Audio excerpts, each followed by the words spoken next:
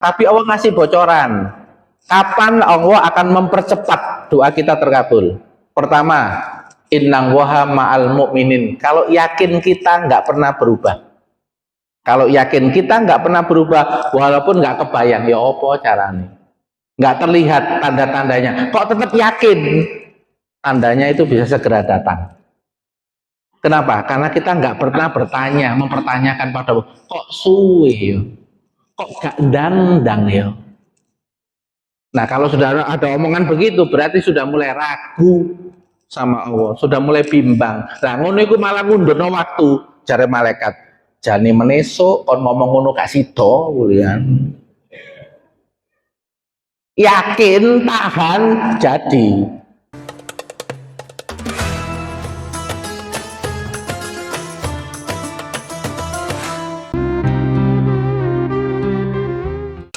Assalamualaikum warahmatullahi wabarakatuh. Bismillah walhamdulillah wassalatu wassalamu ala rasulillah Sayyidina Muhammad ibni Abdillah wa ala alihi wa sahbihi wa mawala wa la hawla wa la quwata illa billah. Subhanaka la ilma lana illa ma 'allamtana innaka antal alimul hakim. Allahumma alimna ma yanfa'una wanfa'na bima 'allamtana wa zidna ilman wa fahman wa amalan sholihan maqbulan. Allahumma inna nas'aluka khaira hadal yawm wa khaira ma fi wa khaira ma qabla wa khaira ma ba'da wa na'udzubika min syarri hadal yawm wa syarri ma fi wa syarri ma qabla wa syarri ma ba'da. Allahumma arinal haqqa haqqan wa warzuqna ittiba'a wa arinal batila batilan wa warzuqna istinaba walhamdulillahi rabbil alamin. Amma ba'd. Para jamaah sekalian, syukur alhamdulillah pada kesempatan pagi hari ini kita bisa melanjutkan serial kajian psikologi Islam dan judulnya adalah menemukan sebab keruwetan masalah. Dan ini adalah seri yang pertama karena ada 4 sebab masalah kita ini tambah ruwet. Ya, ada 4 sebab kenapa masalah yang kita alami ini tambah lama tambah ruwet. Yang pertama yang akan kita bahas adalah sebab yang pertama, yaitu karena kita terkena lemah iman.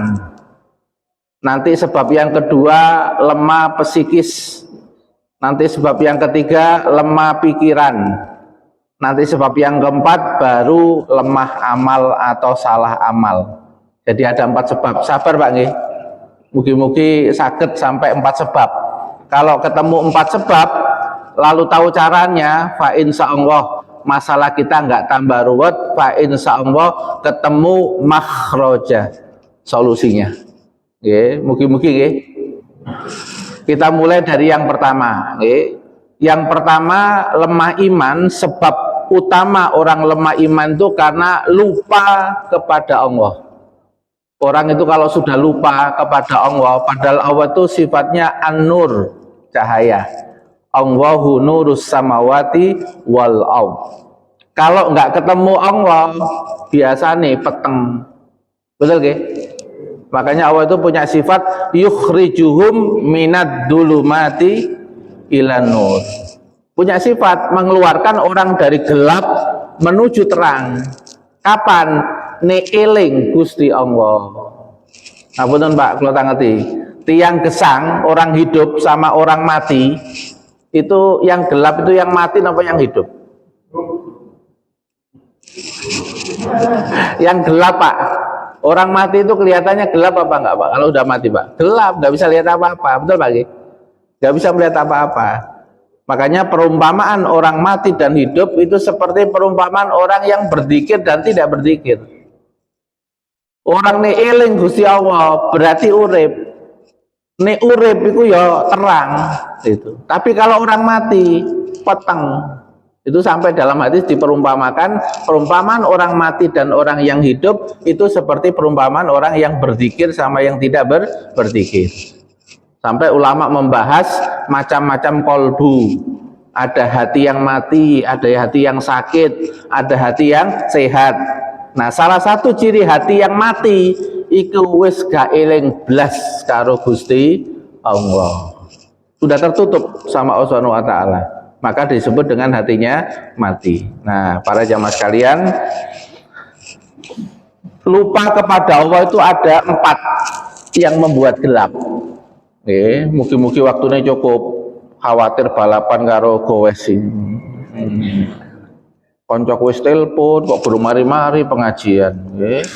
Mugi-mugi sampai 4 pembahasan lupa kepada Allah. Yang pertama, lupa kepada wujudnya Allah. Sekarang saya tanya jenengan, sebelum kita ada, yang duluan ada siapa? Allah. Karena Allah itu bukan sekedar wujud, tapi kidam. Ya, kan apalane Pak wujud kidam bako kan ngoten nggih. Kidam yang terdahulu sebelum semuanya itu ya Allah secara sendiri itu. Dan Allah itu wujud, tapi kok gak ketok. Ketok Gusti Allah itu, tapi awakmu ketutup. Sekarang masih terhijab. Gurung wayai. Engkok wayai dibuka nanti kalau di akhirat nih Pak. Ada waktu khusus Pak, biasanya hari Jumat. Untuk ketemu Allah Subhanahu wa taala, melihat Allah Subhanahu wa taala. Ya, ini ku kumpul kabeh, Pak.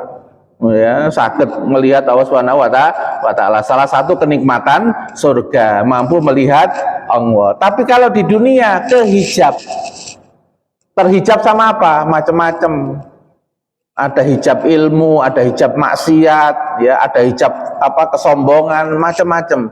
Sehingga tidak bisa bahwa melihat Allah Subhanahu wa taala. Tapi Allah ini benar-benar ada apa enggak, Pak? Ada. Makanya Quran itu, ini saya sebutkan pernyataan ulama ya dalam kitab Al-Hikam Al-Ghausiyah. Ya, ini Syekh Abu Madian Al-Maghribi. Kalau Al-Hikam atau iya Imam Ibnu Athaillah As-Sakandari. Ada lagi kitab Al-Hikam namanya Al-Hikam Al-Ghausiyah. Syekh Abu Madian Al-Maghribi. Sama-sama wali, sama-sama aulia. Ya, kata-katanya juga penuh hikmah, Pak. Ya. Nah, di sana dikatakan Allah Ta'ala itu tidak pernah lenyap. Tapi yang sering lenyap itu kamu. Karena kamu itu disibukkan selain aku. Konsentrasi kamu itu kepada selain aku, makanya aku hilang.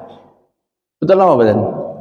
Orang itu kalau sudah konsentrasi, Pak, terus terpesona, sing lainnya hilang lah, Pak.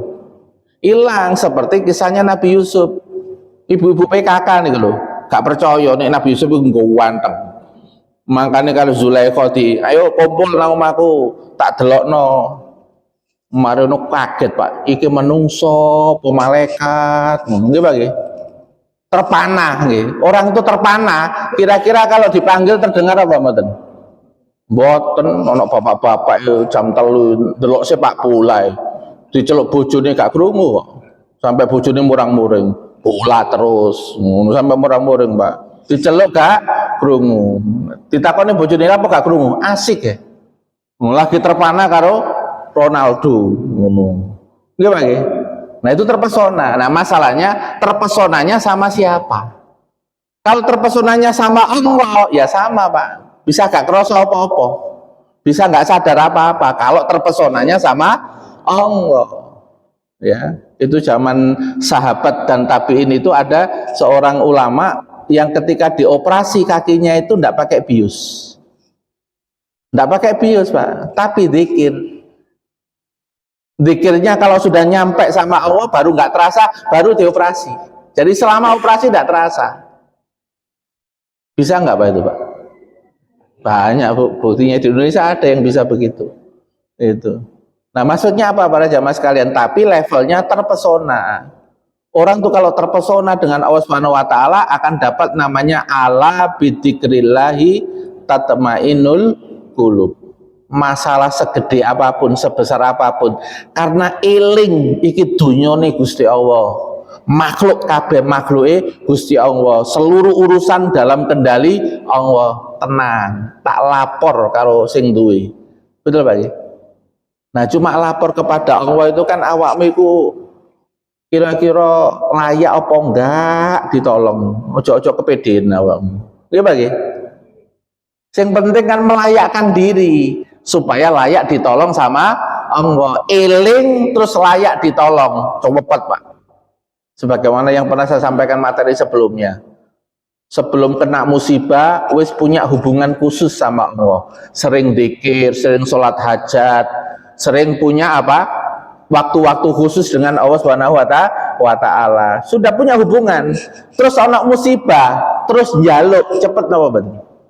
Cepet Pak, ya, karena Allah juga sudah menyampaikan bocorannya kepada Rasulullah, ta'aruf ila Allah fir raqa ya'rifka fis syiddah, mendekatlah kepada aku waktu lapang-lapang, maka aku akan datang kepada kamu waktu kamu sempit, waktu kamu terdesak, waktu kamu kepepet.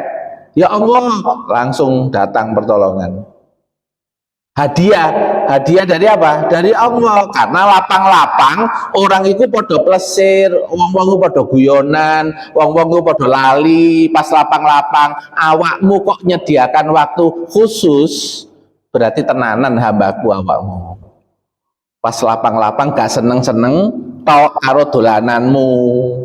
Nah, dolananmu itu teko sapa, Pak? Saking sinten Pak dolanan-dolanan donya nih? Saking Gusti Allah kabeh. Tapi enten apa mboten? Wong iku dikei dolanan sampai lali sing ngekei dolanan, enten? Pak? Kata napa mboten? Wake dikei sugih, malah lali yo. Diundang majelis ilmu sepurane yo gak iso. Salat jamaah wangel, ditariki infak masjid, wangel karo-karuan. Lah ngono iku berarti kan dikei donya tapi lali karo sing ngekei dunya. Nah niku nek umpama digawe bangkrut mendadak niku tandane Gusti Allah sayang napa mboten? Sayang. Kon perhatian karo dolananmu terus lali karo sing ngekeki dolanan. Wis tak jipik sik, cek ndelok aku sik. Betul nggih Pak? Iku maksudnya disayang. Man yuridillahu bi khairan yusib minhu. Barang siapa dikehendaki Allah menjadi hamba yang lebih baik, Allah memberikan musibah kepada dia. Ceeling, soal ini longgar-longgar hawa nafsu nih liar. Nek dikai musibah hawa nafsu nih iku ketekan. Nek ketekan sing muncul akale, sing muncul kolbune, hawa nafsu nih mudun. Niku manfaatnya musibah Pak. Makanya orang-orang sing tirakat, sing duwe guru, mursid, belajar supaya sampai kepada Allah. Malah nek dikai musibah hari raya ki Kang, tenan kan hari raya Kang. Awake kene tambah medun nih, egone wis gak munggah mudun. Kalau egonya turun Pak, konsentrasi ke Allah lebih mudah. Betul Pak ya? Tapi nek ego iku lagi munggah, sampean paksa konsentrasi. Allahu Akbar, gak iso. Meskipun aks ngono gak iso. Gak iso konsentrasi. Soalnya apa? Egone sik munggah. Nah, urusan karo Gusti Allah iku egone kudu mudun. Nek mudun berarti kolbune sing buka, akalnya yang mulai membuka. Makanya butuh yang namanya khusuk Pak ya. Khusuk niku wonge meninggi apa merendah? Merendah. Nggak ada orang khusuk itu meninggi. Itu khusuk itu mesti merendah. Saya tanya Pak, istighfar itu kalau kita baca istighfar itu nadanya itu jiwa kita itu meninggi apa merendah kalau istighfar? Merendah. Itu. Karena kita mengakui kehinaan, mengakui kesalahan, mengakui kekurangan sehingga sampai jatuh kepada kesalahan gitu. Nah, sekarang para jamaah sekalian, kalau lupa kepada wujud Allah, hanya iling masalah, iling awake, iling masalah, iling awake, gak iling nih Gusti Allah iku ono. Apa efeknya? Merasa sendiri kalau menyelesaikan masalah, menghadapi masalah. Merasa sendiri karena dia tidak merasa dibersamai sama Allah. Lali ini Allah iku ono. Yang dia lihat kan dirinya si kena masalah, terus masalah yang membebani dia. Nek lali Pak sama lupa wujud Allah, merasa sendiri efeknya. Yang kedua, merasa lemah, tak berdaya menghadapi masalah.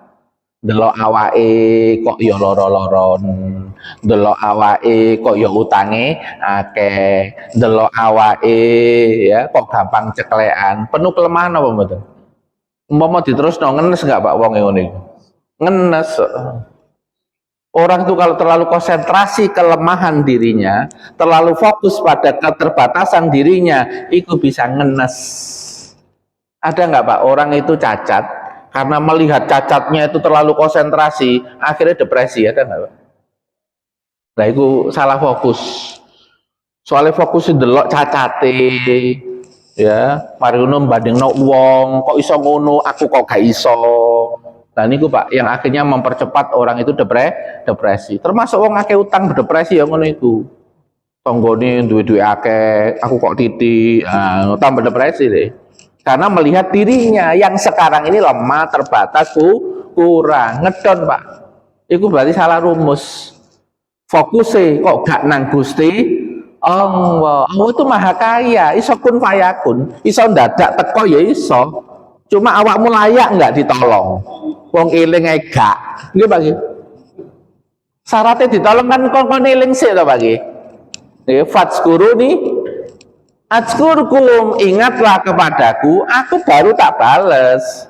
Al jaza min jinsil amal. Balasan Allah itu tergantung perilaku kita. Sesuai dengan jenis perbuatannya. Kau nek sayang makhlukku, aku sayang awakmu. Kau nek eling aku eling nang awakmu. Tergantung jenisnya Pak. Ya. Kok ketinggalan kok pada pikir kabeh nih. Pada merenung. Ketokane salah kok sing wingi. Nggih, agak masalah nggih. Yang ketiga, kalau lama-kelamaan Pak fokus sama dirinya, sedangkan masalah menekan terus. Kan masalah harus dihadapi, tapi dia lemah. Terus kanan kiri gono sing bantu, gono sing ngerti. Mertua yo podo, kerabat yo ngono misan. Apa yang terjadi? Frustasi, ngawur, ngamuk. Betul apa betul Mbak? Secara kejiwaan. Itu yang terjadi. Karena gak eling blas karo Gusti Allah nih, Gusti Allah iku ono, delok awakmu, kon nek ngomong ya ngrungokno, ya menyaksikan. Asmaul Husna itu buat apa? Asmaul Husna itu buat ngasih informasi. Allah itu as-sami, ngrungokno nek ndonga, ngrungokno nek awakmu curhat. Nggih, asyahid, menyaksikan seperti menyaksikan televisi itu loh Pak. Usahidu tilfazan, aku menyaksikan televisi. Kalau ada nama Allah asyahid, menyaksikan, ya suarane ono, krungu awakmu, wajahmu sing rada manyun ya ketok. Mecucu terus ya ketok Gusti Allah. Itu menyaksikan. Nah tapi kan rasa itu nggak akan mungkin muncul kalau nggak yakin Allah betul-betul wujud, Allah betul-betul ada. Itu putus asa akhirnya, kono sopo-sopo, wes akhirnya pengen mati. Nggih bagi. Ini gara-gara masalah tekan terus, mari ngono lali karo Gusti Allah sampai percobaan bunuh diri. Kakean fokus nang awake sing lemah, lali Gusti Allah. Ya ngono iku Pak, ngedrop ngenes wong e biasanya. Aman delok wajah iku surem biasanya.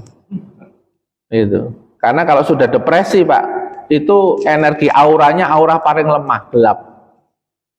Nah itu ngangkatnya pakai apa? Ngangkatnya harus disambungkan kepada Allah. Awakmu gak dhewean, ono zat yang maha hebat, maha kuat, iso ngatasi kabeh itu. Nah, kalau ingat ini Pak, ingat dan sadar Allah itu qoribun. Di dalam Asmaul Husna itu kan ada dua sifat yang berlawanan, ada mudillu, ada muizzu. Mudillu menghinakan, muizzu memuliakan. Ada yang namanya almani menahan, tapi ada yang memberi al-mu'ti.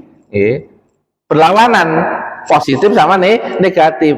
Tetapi kalau qorib nggak ada lawannya, nggak ada sifat Allah bait, jauh nggak ada. Qorib lawannya apa Pak? Jauh tau Pak G? Tapi di Asmaul Husna nggak ada lawannya qorib. Ya Allah itu qorib, dekat. Itu bahkan dekatnya seperti apa? Lebih dekat dari urat, ya urat nadi, urat leher. Maksudnya apa? Itu bahasa kiasan. Allah sama kamu itu nggak pernah terlepas dari sisi apa? Allah itu menciptakan kamu, Allah itu ngurus kamu, dan ngurusnya mulai dari alam ruh sampai sekarang masih diurus. Terus awakmu gak ngomong dekat itu ya apa wong diurus terus. Ibu-ibu, jenengan punya suami di luar negeri, tapi kiriman ATM lancar, setiap bulan dikasih surprise, hadiah sama suami. Kira-kira meskipun suami di luar negeri merasa dekat apa enggak? Oh, merasa dekat. Soalnya mau diurusi. Sampai duwe suami nang jero omah turu wae. Wis turu tok, wajahe ya gak kena, nentutan misan. Wedel sak kamar. Ono kira-kira jenengan iku merasa dekat apa jauh? Oh gak wani Pak ngomong Pak ono wonge kali. Betul lagi. Jadi masalah dekat dan jauh itu bukan sekedar masalah jarak.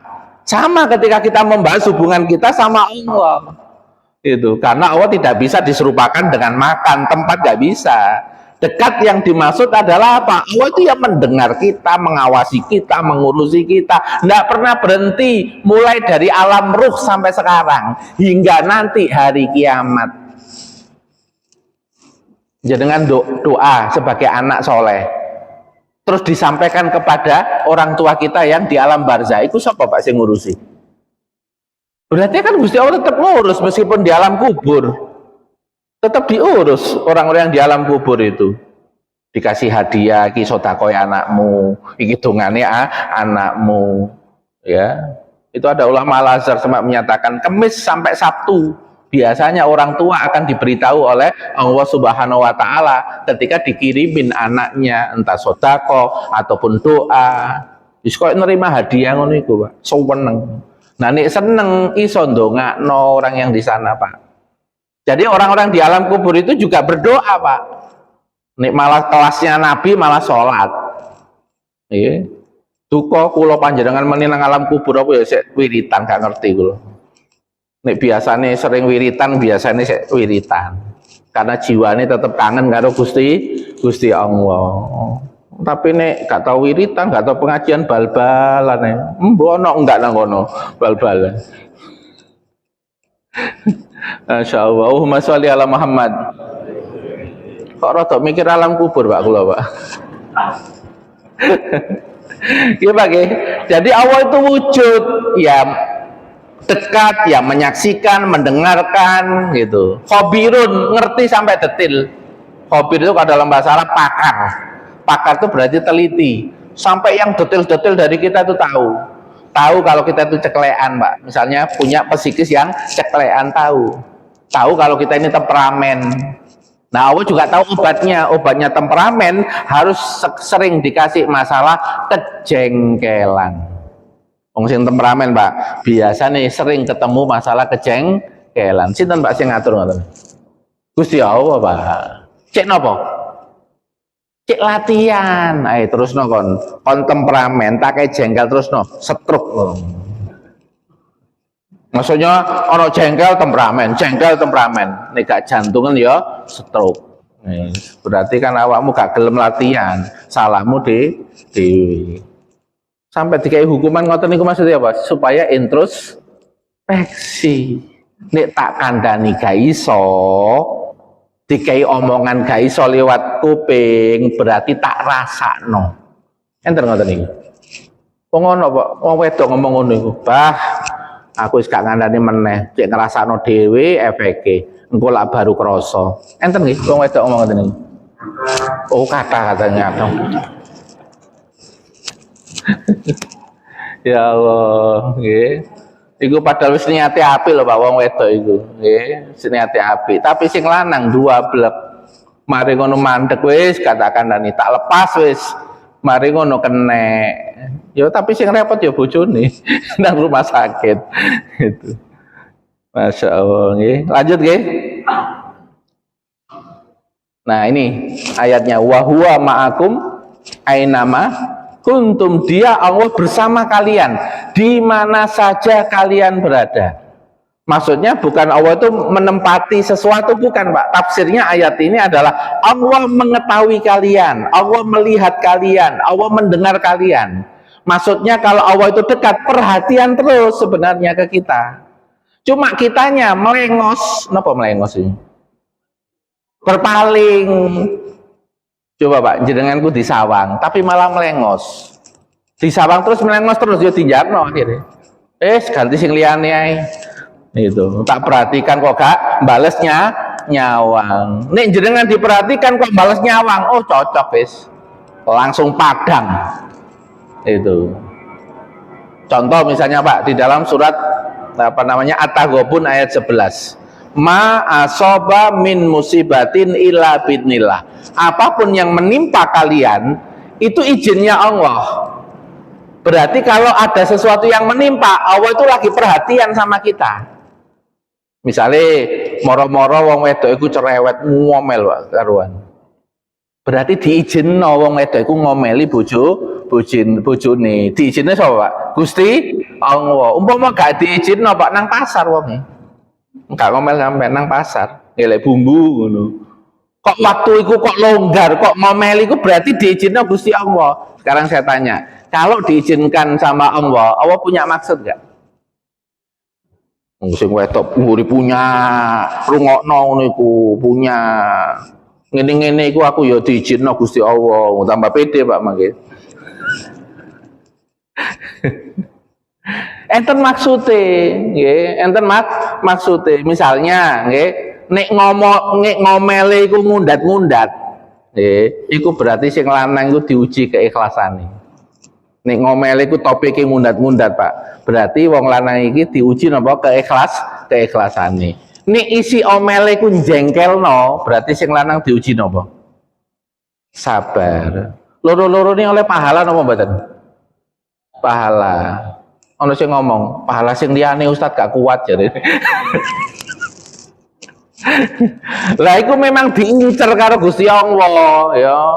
Sampai awakmu iku karo omelan iku dia gak sampai krasa. Ngono iku enek ana dongane, Pak. Wong wedok ngomel sakake-akeh, enten dongane supaya sampean ku gak ngefek nang ati sampean. Pengen kula sukane dongane, Pak. Bismillahirrahmanirrahim. Gak tak reken. Sampean iku krasa lara ati soalé sampean reken, sampean lebokno ati. Ana wong pegel terus ngomel jarno cek pegele ilang, tapi aja mbok lebokno ati, aja mbok dadekno serius. Segak kok kadang-kadang wong lanang dadekno serius. Ngomong apa mau? Ngomong apa? Ya terus dadine gak mari-mari. Wong dikandani karo Nabi, dikandani sahabat, wong wedok iku, terutama sahabat Umar bin Khattab. Nek ngono iku mek sediluk, tapi rungokno. Aja nang warung. Nek nang warung sampean berseri sampean, gak mari-mari. Berseri ya men. Sampean tak kandani pokoknya. Kula ngeten pengalaman wis. Wis praktek dulu. Malah kula meneng mari ngono wis gak kok. Nggih. Niki resep Pak, nek gak cocok ya iso balik ya. Kayak dokter Pak ya. Nah, kalau ingat bahwa Allah itu ada Pak, dan sadar adanya Allah itu terus-menerus sadar kita itu akan muncul dalam jiwa Bapak. Tidak merasa sendiri. Tidak merasa sendiri, ngelewati kuburan. Iku yo gak pati wedi. Kalau nyambungi ingat bersama dengan Allah. Jadi pas maca donga iku khusyuk. Ora maca donga yo ono ndi ono gendruwo ono apa. Ya padha wae ya teko wong maca dongane gak fokus nang Gusti Allah. Wong energine si energi takut. Jin niku baca energi Pak jin itu. Nanti disihir mari ngono kok keweden terus malah. Teori ini menghadapi sihir, menghadapi jin-jin yang kerasukan, itu syarat pertama tenang. Mari tenang, baru nyambung sama Allah. Nah, sahabat Umar bin Khattab paling ditakuti setan. Kenapa Pak? Tidak punya rasa takut sama selain Allah. Makanya terompanya saja itu sudah ditakuti sama setan. Karena enggak apa Pak, enggak labil jiwanya, stabil. Jiwa kalau stabil, terus menyambung kalimat thayyibah Allah, energinya besar. Tapi kalau enggak stabil, mau coping 20.000 lo gak ngefek. Niki saking guru thariqat nggih. Nek dzikir ojo mikir akeh-akehan. Tetapi apa? Maknai paham, rasane bener. Nek maknai paham, rasane bener, ngefek ten jiwa. Nek wake 20.000 ya ngefek nang jasad. Tenggorokanmu pernah diajak berzikir ngono ae. Tapi nang jiwa sampean yo gak sepiro, Pak, ngefek nemene. Karena ke jiwa itu harus ada apa? Kesadaran, harus ada rasa. Nah, ngoten niku.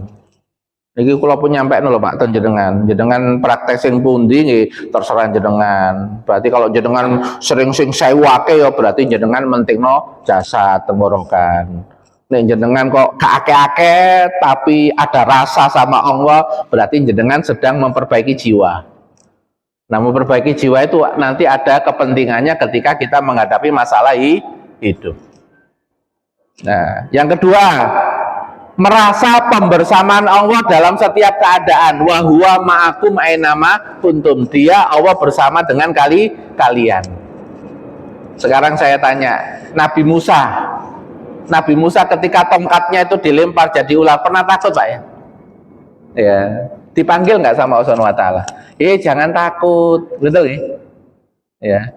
Sekelas Nabi itu memang juga ditarbiyah sama Allah Subhanahu wa taala ketika mendatangi Firaun. Itu juga ada rasa takut, tapi Allah juga ngasih resep. Kamu tak awasi berdua, coba tak awasi awakmu. Loh, kok nggak ada suara begitu ya Ustadz ke saya? Sampean bukan nabi kok. Nek nabi ono mujizate kalimu wong langsung bisa bercakap-cakap dengan Allah. Nek sampean niku ya gak perlu dikei ngono, tapi dikei Quran, dikandani. Nek Gusti Allah ndelok terus, nyawang terus, ngrungokno terus, tapi atimu ndelok sapa? Nah, meskipun Allah nyawang terus tapi atimu nang liyane. Apa ya Joko Sembung numpak becak ya gak nyambung cak jenenge. Nggih Pak nggih. Berarti sing salah niku kene napa Gusti Allah? Ya kene Pak, Gusti Allah iku ndelok terus kok, nyaksikan terus, mendengar terus kok. Kita aja yang fokusnya nang dunya, fokusnya nang makhluk. Berarti salah siapa? Salah kita semua Pak. Kalau urusan dengan Allah itu salah kita semua. Allah itu terbaik. Jangan baca Asmaul Husna, mana sifatnya nggak terbaik? Ghafurun, memaafkan. 1 juta kali kita salah, dimaafkan nggak sama Allah? Dimaafkan. Jenengan salah ping 10 nang istri sampean di sepuro. Ping 20 nyalai istri nyepuro apa enggak? Sepuro nih Mas, sik aku tak noto awak sik. Nek Gusti Allah gak pakai noto awak Pak. Ping 1 juta sampean teko langsung Ghafurur Rahim. Terus ngono iku terus bukan zat yang maha baik. Nggih ta Pak? Itu maksudnya, bahwa kita ini dengan Allah itu diurusi, diperhatikan, kalau minta juga dikasih, ya kalau minta pertolongan juga ditolong. Nah, kalau sadar terus Pak, maka kemudian merasa tidak sendiri, merasa bersamai. Kalau orang itu dibersamai itu menjadi kuat apa enggak Pak? Menjadi lebih pede enggak Pak menghadapi masalah? Pede. Level yang sempurna itu seperti levelnya Nabi Ibrahim. Sampai tidak membutuhkan bantuan makhluk yang lain. Ya, ditawari apa ya makhluk untuk niup apinya supaya apinya tidak terlalu besar ya. Ditawari apa hujan, tidak mau. Hasbi Allah. Cukup Allah. Allah lebih tahu daripada makhluknya. Makanya wiritannya Nabi Ibrahim kan hasbi Allah. Cukup Allah saja. Cukup Allah saja. Itu kalau sudah mendalami bahwa Allah itu apa? Membersamai kita tidak pernah berhenti. Itu. Tidak mudah merasa lemah, tidak mudah merasa terhina. Contoh misalnya, jenengan iku dilokno uang. Terus ngelokno iku model bully. Iku nek lali karo Gusti Allah. Ngenes sama betul. Padahal itu komentari makhluk yang nggak punya kekuatan apa-apa membuat kita ini jatuh, betul gak? Cuma ucapannya aja. Guayang lho Pak anggernya plus ucapannya itu. Tapi sebenarnya punya efek nggak untuk menghinakan kita? Enggak, cuma ucapan aja. Padahal yang secara hakiki bisa memuliakan kita siapa? Allah. Makanya ulama itu ada kisah ulama, Pak, diundang sama orang untuk pengajian. Diundang tapi dibujui. Gak sido, mohon maaf, sampai berkali-kali. Sampai saya ngundang, gue bingung, kok gak murang-muring ulama ini. Kok gak mangkel gitu. Yang diingat apa? Yang diingat adalah saya datang, itu sudah saya dikasih pahala sama Allah. Itu. Sedangkan kamu seperti itu, urusan kamu sama Allah. Jadi saya nggak merasa terhina. Wong aku teko iku wis oleh pahala. Loh Pak, fokusnya lain toh Pak. Fokusnya lain. Karena fokusnya adalah apa? Perhatiannya Allah, bukan perhatiannya makhluk. Dan ini nanti kalau orang itu merasa terus bersama Allah, itu masalah apapun ya bisa tenang. Tenang. Aku bingung. Allah Al-Hadi bisa ngasih petunjuk. Aku lemes. Allah Al-Qawi bisa ngasih kekuatan. Aku goblok gak ngerti caranya ya apa iki carane iki. Allah Al-Alim, Maha pinter.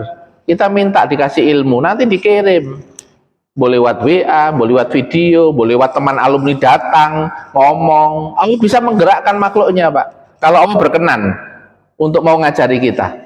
Minterkan kita bisa. Kita diletakkan pada satu keadaan yang dengan keadaan gitu akarnya kita pinter, akhirnya kita belajar. Bisa nggak Pak itu?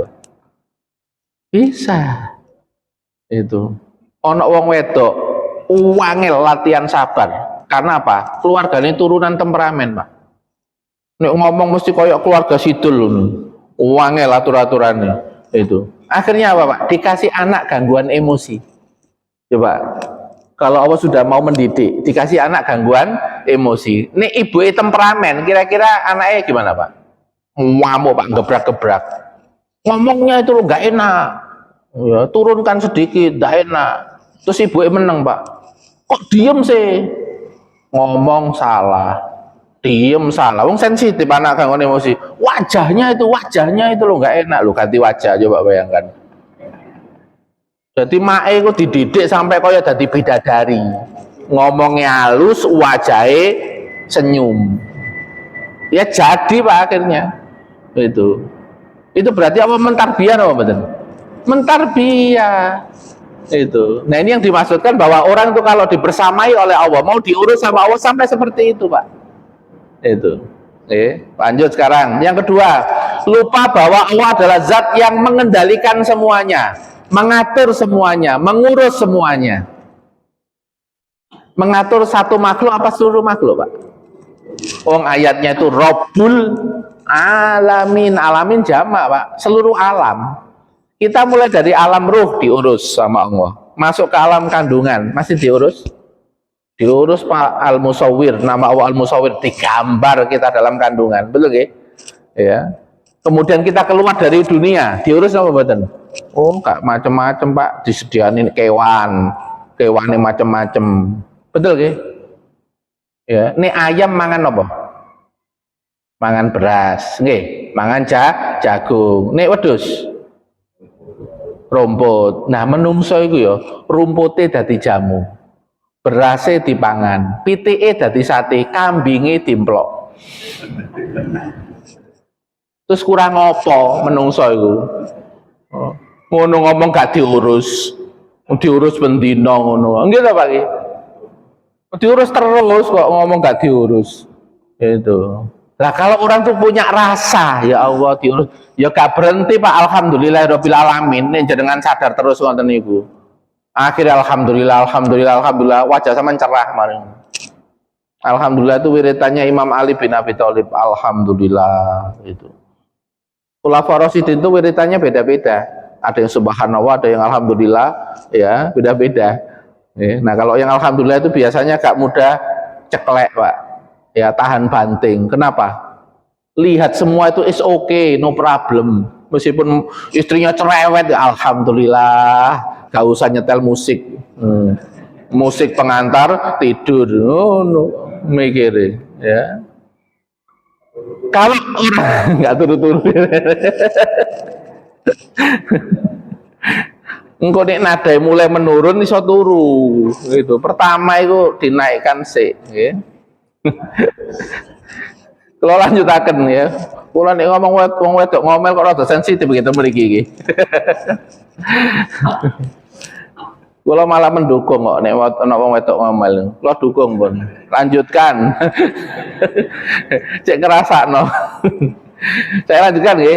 Jadi kalau orang itu tahu Allah itu mengatur, mengurus, Allah itu punya Al-Qadir, ya, mampu berkuasa untuk mengatur semua, mengurus semua. Maka kalau orang nggak sadar, nggak ingat Allah itu bisa mengatur semua, akhirnya bingung saat ikhtiar. Ketika ikhtiar maksimalnya itu kok nggak menghasilkan, dia bingung, Pak. Dikira hasil itu berdasarkan ikhtiarnya tok, terus gak ono faktor lain. Betul, Pak? Sekarang saya tanya, ikhtiar kita sama kuasa Allah kuat mana? Ya kuat kuasa Allah. Makanya kalau kita itu ikhtiar secara jasad, hatinya harus bersandar kepada Allah. Nek kalau hatinya nggak bersandar kepada Allah, ikhtiarnya nggak jadi, kita linglung. Ada Pak kenalan yang beberapa tahun ngurusi bisnis itu mesti berhasil gara-gara dia punya ilmu training itu loh Pak. Terus dipraktekno berhasil dikasih sama Allah kemurahan. Dadak setelah 2 tahun atau 3 tahun, mari ngono gak berhasil ilmu nih, linglung wong ya Pak. Karena dia tidak menyediakan cara berpikir bahwa ada area itu suatu saat ditampakkan sama Allah, yaitu apa? Ketika kehendak Allah yang berjalan, bukan kehendakmu. Berarti kan mikirnya orang sing salah Pak. Kita ini hidup kan ada di area yang kita kuasai ada, tapi ada area yang lebih besar, yaitu area yang dikuasai sama Allah. Sekarang saya tanya, ada nggak orang itu bekerja keras, tapi duitnya saya titik? Ada nggak? Saya tanya, ada guru iso mintere murid-muridnya, tapi anaknya goblok kan? Itu loh Mbok, maksudnya ojo sok-sokan. Kayak kula nih penceramah. Kula ngomong terus dengan mantuk-mantuk. Engko aku nang omah nang bojoku mesti mantuki, gak mesti, Pak. Gak mesti. Itu. Ngono iku berarti napa? Diilingno. Kone nang jaba wong padha mantuk-mantuk, nang omah gak mesti mantuk. Makanya ojo sok-sokan. Ngono Pak maksudnya. Paham nggih Pak?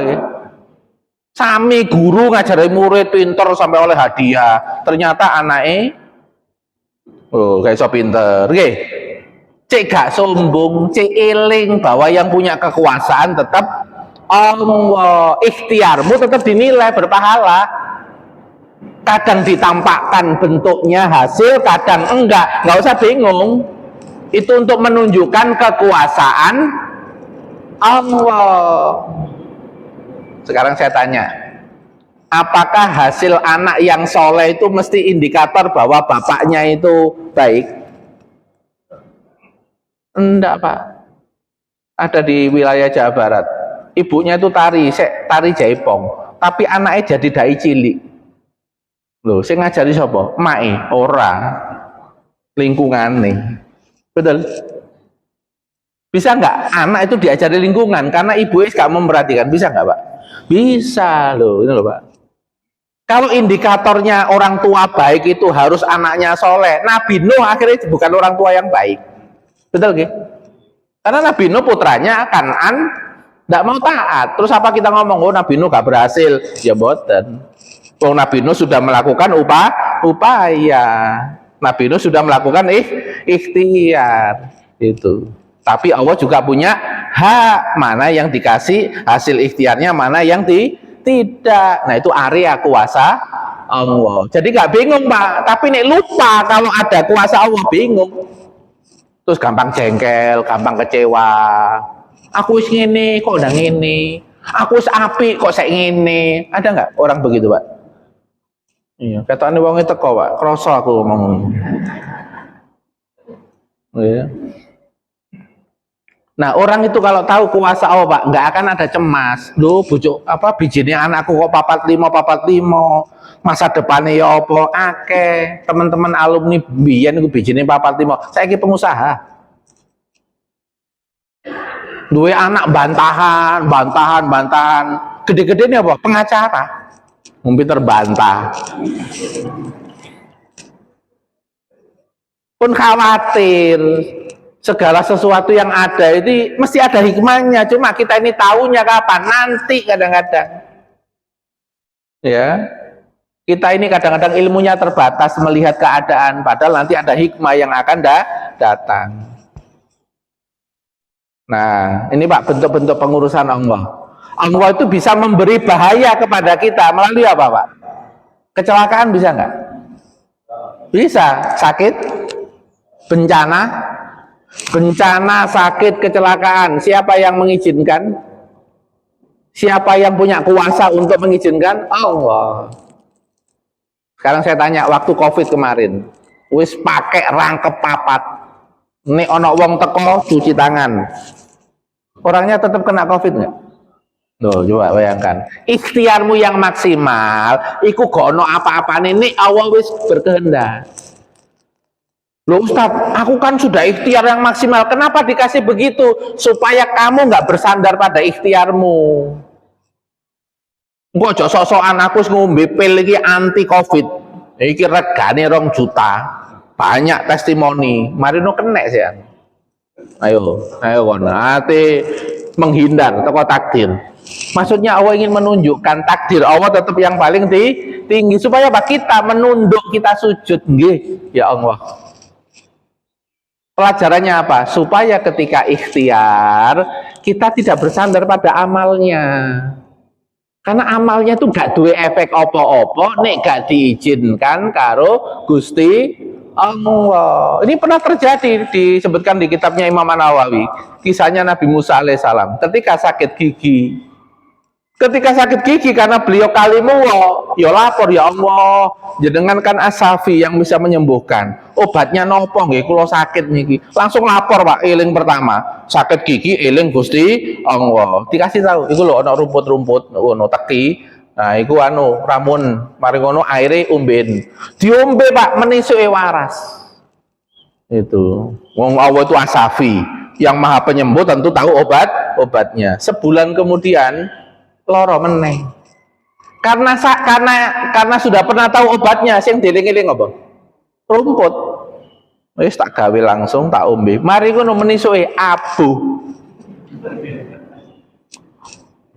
Oh, jenenge Nabi Musa dari Bani Israil ya protes, ya Allah, yang pertama kok obatnya manjur.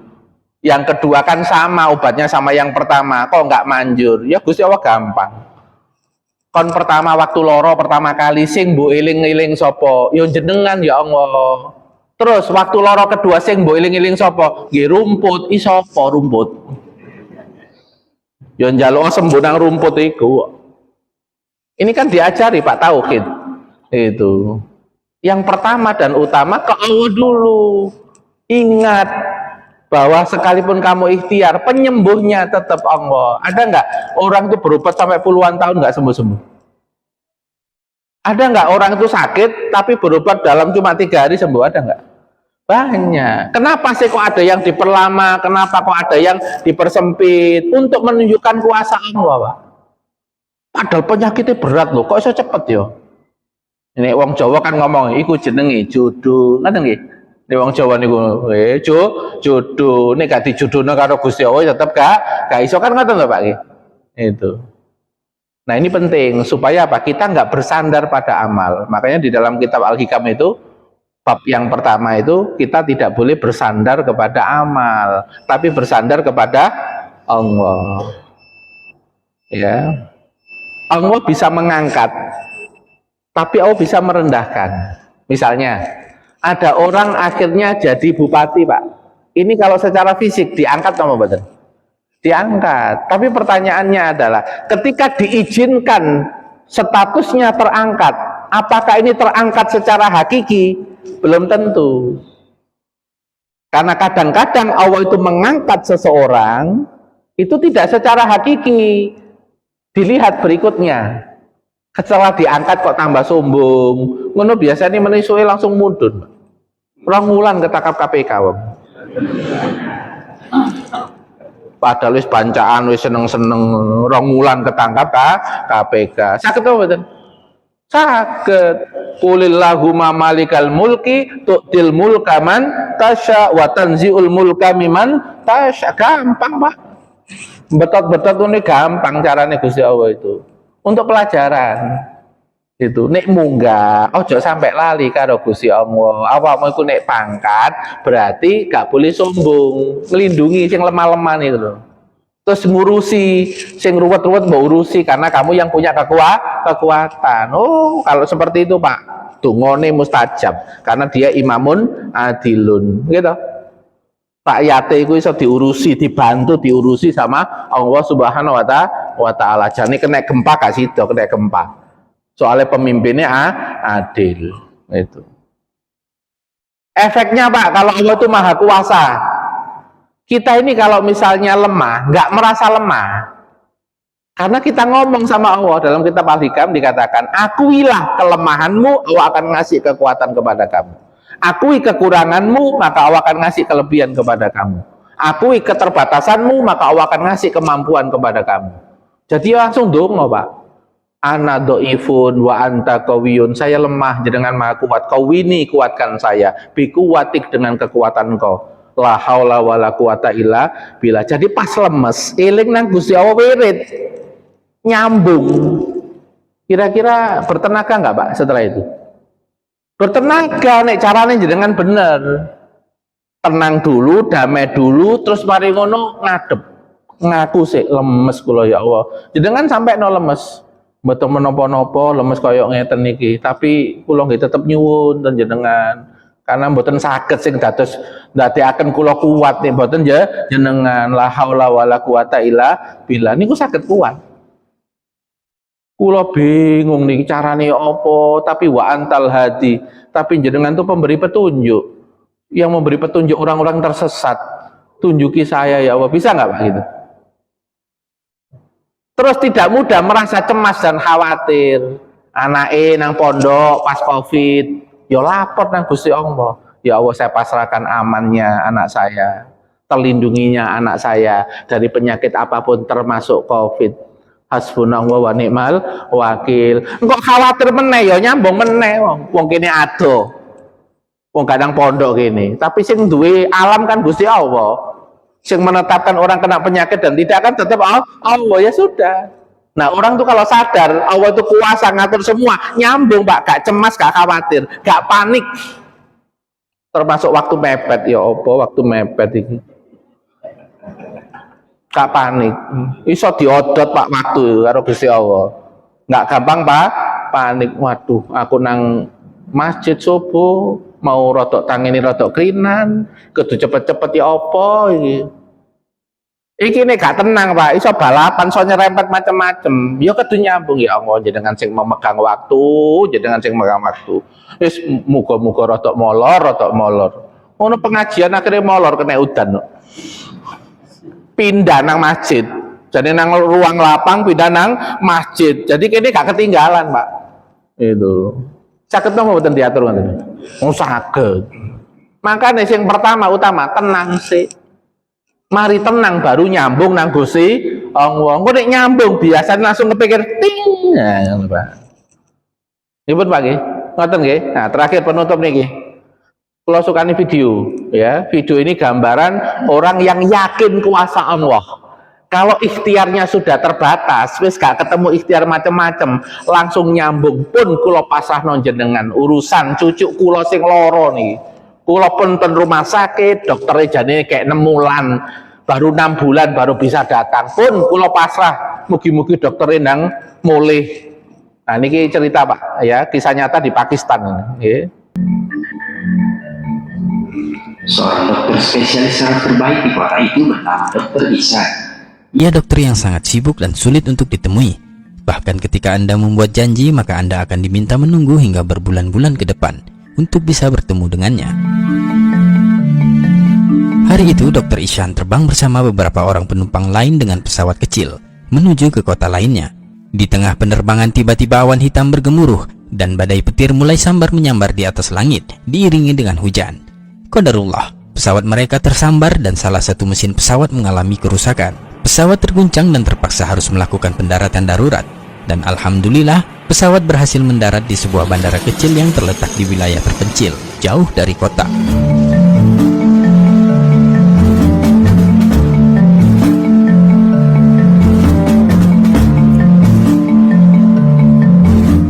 Setelah mendarat, Dr. Ihsan pun berkata kepada orang yang berada di sana, apakah ada yang bisa memperbaiki pesawat ini? Mereka berkata, tak ada yang bisa memperbaikinya. Ini adalah pesawat kecil dan kita harus menunggu. Kemudian dokter berkata pada sang pilot, berapa lama lagi kita akan berada di sini? Karena saya harus segera berada di kota lainnya dan itu sangat penting. Pilot pun berkata, jika Anda ingin segera pergi ke sana, kota itu hanya 3 jam jaraknya dari bandara ini dan Anda bisa menyewa mobil untuk pergi ke sana. Dr. Ihsan pun berangkat dengan menggunakan mobil, melalui jalur sepi dengan kondisi jalan tanah yang kurang baik. Ketika sudah setengah perjalanan, kabut gelap menutupi pandangan. Petir masih terdengar gemuruh dan hujan belum juga berhenti, malah makin deras dan hebat. Sampai akhirnya, mobil mereka tak bisa lagi melanjutkan perjalanan karena lumpur dan badai. Dalam kondisi seperti itu, dokter melihat dari dalam mobil pemandangan di luar yang tampak olehnya sebuah lahan pertanian kecil dan sebuah rumah. Satu-satunya rumah yang ada di daerah itu. Dr. Ihsan pun berkata kepada sopir, sebaiknya kita coba mendatangi rumah itu untuk berteduh sebentar dari hujan badai ini, dan kita bisa menumpang sebentar untuk mengerjakan sholat. Mereka pun mengetuk pintu rumah itu. Assalamualaikum, ujar Dr. Ihsan. Beberapa menit kemudian terdengar sahutan dari dalam, Waalaikumsalam, dan muncullah seorang perempuan tua membukakan pintu. Perempuan tua itu berkata, ya, ada apa nak? Dokter pun menjelaskan keadaan mereka dan hanya ingin menumpang berteduh dari badai, juga untuk mengerjakan sholat. Sang nenek berkata, tidak masalah anakku, kalian bisa sholat di sana, sambil menunjukkan musola kecil di dalam rumahnya, juga dengan sajadahnya. Ketika selesai sholat, Dr. Ihsan melihat seorang anak terbaring lemah di dalam kamar di dekat ruang musola itu. Tampak beberapa waktu sang nenek gelisah menengok dan memperhatikan keadaannya. Ia pun masuk dan menyelesaikan sholatnya dan berdoa dengan khusyuk. Setelah selesai, sang dokter izin pamit pada sang nenek. Terima kasih ibu sudah mengizinkan kami berteduh dan sholat di sini. Kami ingin melanjutkan perjalanan. Oh ya, sambil melihat ke arah anak yang terbaring di dalam kamar. Ada apa dengan anak itu? Apa yang terjadi padanya? Nenek itu berkata, dia adalah anak yatim. Dia cucu saya dan kondisinya sangat tidak baik. Dia sangat menderita dengan penyakitnya, ujar sang nenek. Kami sudah banyak mengunjungi dokter-dokter di daerah sini, namun belum ada perubahan. Dan ada dokter di sini yang memberitahu bahwa ada satu dokter spesialis yang bisa membantu anak ini. Dan saya sudah mencoba datang untuk menemuinya, tetapi saya diminta untuk menunggu hingga 6 bulan lagi. Tempatnya pun sangat jauh dari sini. Dan sejak saat itu, aku selalu berdoa kepada Allah. Ya Allah, mudahkanlah bagi kami. Anak ini sakit, anak ini sakit. Mudahkanlah urusan kami ya Allah. Dr. Ihsan pun sontak bertanya, siapa nama dokter spesialis itu ya ibu?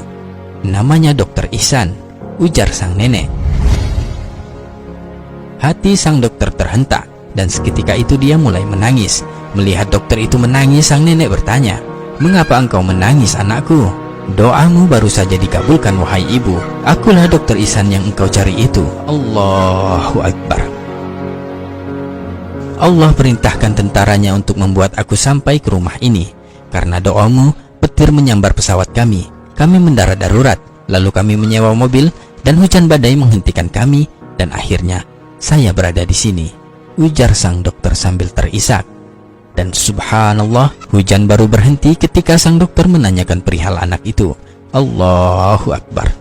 Mendengar penjelasan Dr. Ihsan, sekarang gantian sang nenek yang menangis. Dia bersujud penuh syukur kepada Allah Subhanahu wa Ta'ala. Dan akhirnya, sang dokter menangani pengobatan anak itu secara khusus. Alhamdulillah. Lihat bagaimana dahsyatnya kekuatan doa yang dipanjatkan terus-menerus. Kita hanya diminta untuk terus berdoa dan yakin kepadanya. Mudah bagi Allah untuk mengabulkan dan membuat semuanya terjadi. Wallahu a'lam bishawab.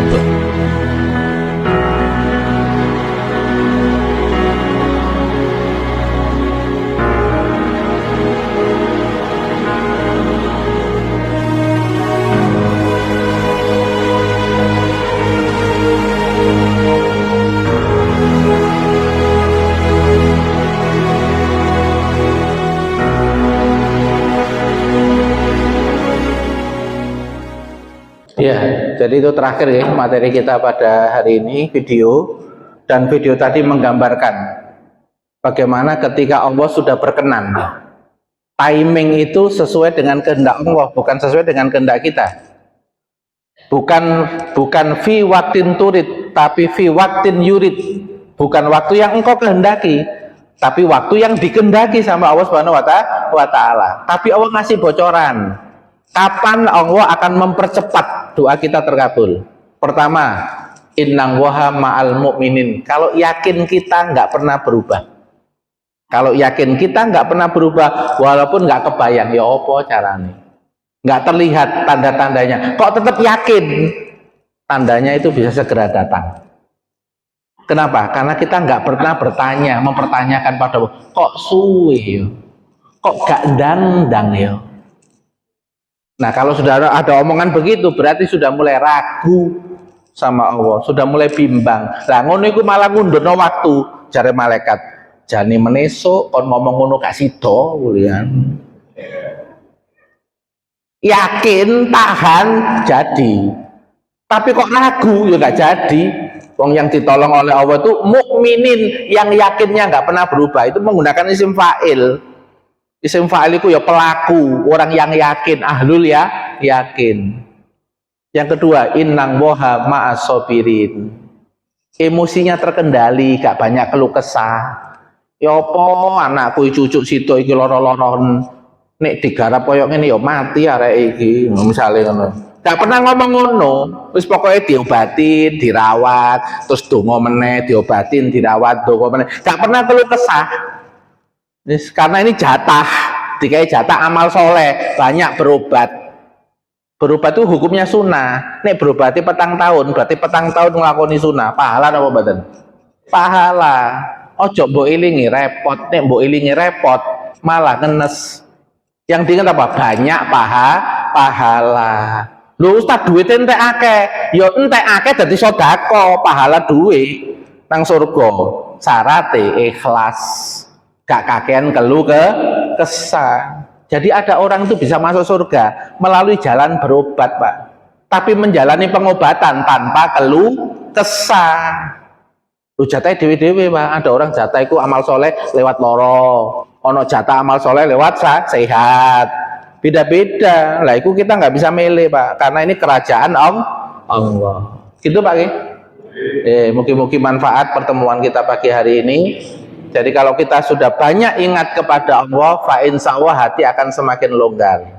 Cuma ingatnya pakai rasa yang benar, pakai pemahaman yang benar. Itu nanti akan menjadikan jiwa kita lebih tenang. Nanti kalau jiwa tenang, mikirnya kreatif. Ya, dan semangat hidup akan mulai muncul. Saya kira itu pertemuan kita pada pagi hari ini. Kita tutup dengan istighfar 3 kali. Astagfirullahaladzim, astagfirullahaladzim, astagfirullahaladzim. Subhanaka Allahumma bihamdik, asyhadu an la ilaha illa anta, astaghfiruka wa atubu ilaik. Assalamualaikum warahmatullahi wabarakatuh.